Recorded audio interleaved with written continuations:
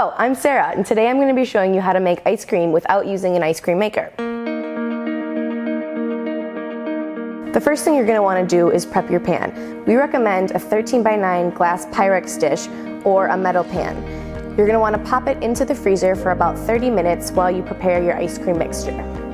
Now this is a super simple recipe. All you need is 2 cups of half and half, 2 cups of heavy cream, 1 cup of sugar, and 2 teaspoons vanilla.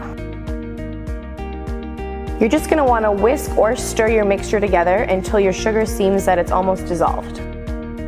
Now that your dish is chilled and the sugar is completely dissolved, we're ready to make ice cream. We're going to pop this into the freezer for about 30 minutes until the edges start to set up.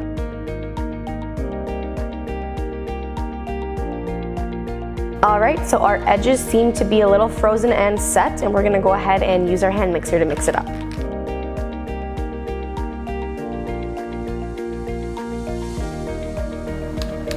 Alright, that looks good. Now don't worry about mixing this too much, it's pretty impossible to overmix this. This is going to go back into the freezer for about 30 minutes and we're going to repeat the process.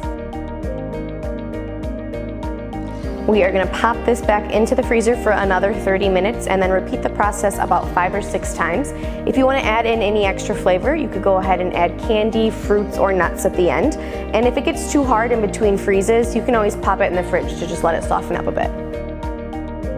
After our last round of mixing, we froze it for another couple hours and now it's about the right consistency to scoop.